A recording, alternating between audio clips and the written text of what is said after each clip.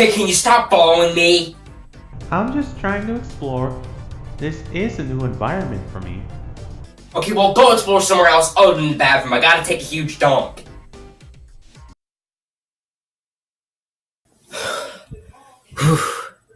What just came out of me was the last airbender in a nutshell. So, Rex, what did you mean by that you wanted to explore a new environment? Where do you come from? Well, would you believe me if I said... Whoops, here it calls. Hey, what's up? I'm Dyna Buster. And I'm Rex.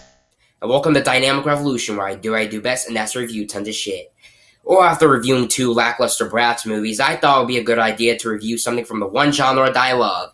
And that one thing is tokusatsu.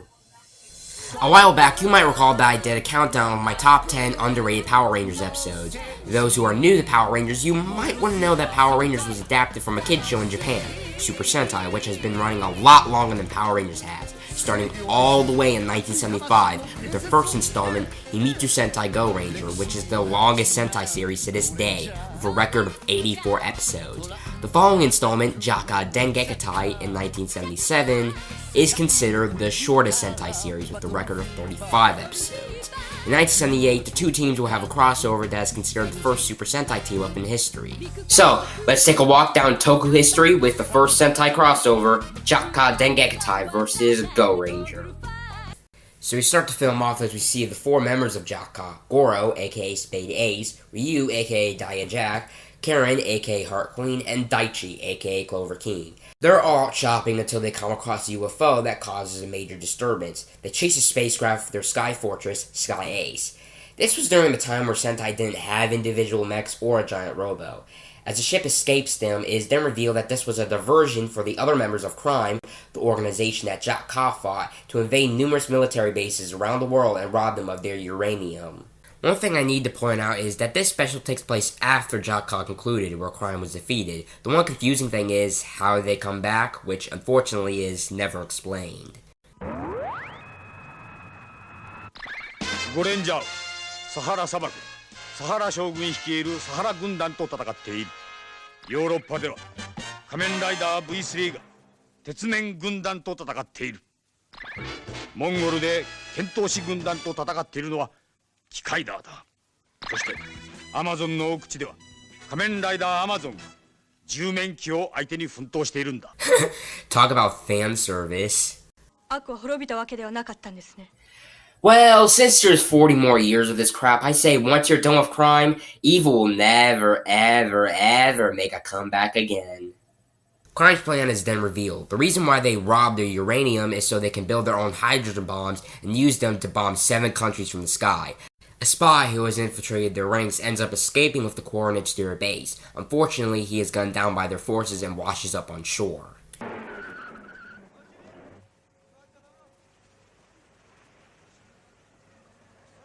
JAKQ です。ご苦労様です。なんでしょうこの文字は。Karen's legs. I just want to touch them and squeeze them and smack them. Is this how you normally treat women? No, it's not like I kind of do this stuff on my blog, which the link may or may not be in the description below. They then notice a suspicious woman taking pictures of the corpse. The JAKQ follow her, and before this becomes a chase scene, she reveals herself to be Peggy Matsuyama, aka Momo Ranger from the Go Ranger team. They end up putting the coordinates to good use and find the base. Goro and Karen make their way in, while Ryu and Daichi cause diversion. They find out that Peggy has infiltrated the base as well, disguised as one of the mooks, but Goro and Karen come to her aid and Amscray. They all transform once they reach outside, but are cornered by Crime's forces, until...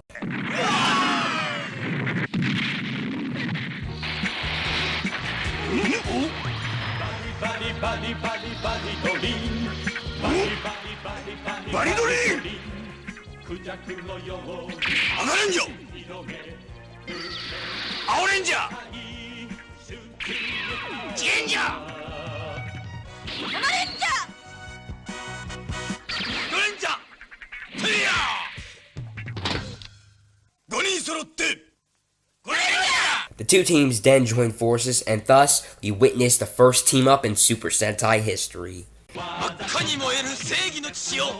悪を切り裂けアトム打ち。怒りのエレキでつばなりさせて煽ってみせるで青い地球。重いパンチがうなりを上げりゃ緑の風が渦を巻く。そんなもんじゃい。さすがだ。 Oh my god, will you just stop talking and just fight already? God, and I thought the Neo Saban era of Power Rangers had too much dialogue while they're fighting. After wiping out the Mooks, the Big Four join in, but once they get their asses handed to them, they pull a Voltron and unite together, forming Big Four Robo. They try their finishers on him, but it seems he is too powerful. And then this happens.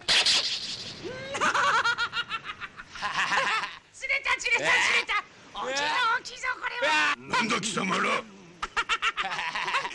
ラゲのお化けみたいな。貴様ら何しに来た。いや、その何しに来たって、この辺はその石鯛の尺物たくさん釣れるって話じゃね。まに3枚釣って帰ろうと思ってよ。釣れたらな、刺身におろして食わしてやるぞな、もし。ここに踏み込んだ者は生かしては返さん。死刑。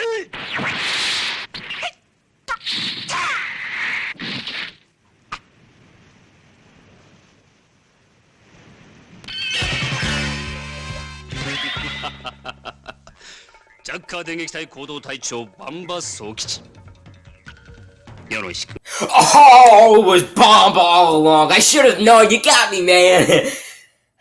Oh, hey, at least on the bright side, he didn't arrive dressed up like Japanese Hitler. Seriously, who greenlit that? Bomba transforms into Big One and comes up with the bright idea to combine their finishers into the Goranger Hurricane Big Bomber. It works. Iron Claw escapes in his UFO as the base explodes, but luckily Bomba has a trick up his sleeve and reveals that he switched out his Iron Hand with a fake one that self-destructs the UFO. Our heroes pose victoriously, ending our crossover. Now time for analyzation time. I'm not gonna lie, this crossover hasn't aged well. It's not anything bad, but the problem is that there is so much exposition in this film that drags the special out. Hey, at least on the bright side, there's not as much exposition as there was in The Last Airbender. The first problem I have to point out is the lack of interactions between both teams. One of the many tropes team-ups in Tokusatsu have is the interactions between the predecessor and the successor. It's usually shown to see how the predecessor has developed in the course of their respective series and to give advice to the current heroes, but then again, this takes place after JAKQ ended, so giving advice to a team that has already won the battle would just be stupid. The only extent of their interaction is with Peggy, and that scene's dialogue was just basically exposition on where Crime's base was. Speaking of, the villains in Crime were just your generic villains who wanted to take over the world. But the main problem is with Iron Claw, who already met his demise at the end of JAKQ. There is practically no explanation on how he came back. There are two opportunities here. A, have the Big Four be remnants of Crime and have them revive Iron Claw, or B, have the Big Four be the main villain and just take out Iron Claw from the script. Most of these problems are apparent because of the time length of this special, which is 24 minutes. That's pretty short for a crossover until Super Sentai World happened, which is only 9 minutes. If they had enough of a budget for an hour-length movie, we would have gotten a lot more plot holes filled in. Final grade is 78%. Sadly, this crossover wouldn't catch on until the 90s with Goranger vs. JAKQ. Despite its flaws, it was pretty fun to watch for its 70s tokusatsu feel, so I would definitely recommend this. And that concludes today's episode. Be sure to leave a like and subscribe. Until next time, I'm Dyna Buster. Later. So Rex, before I started the review, what were you going to say? Where are you from again? Rex? Would you believe I said I was from the future?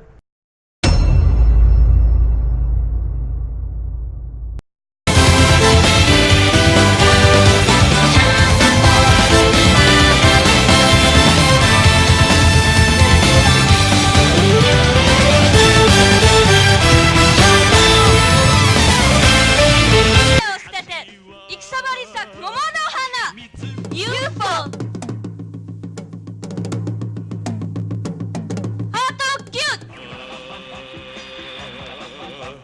もう一ついかが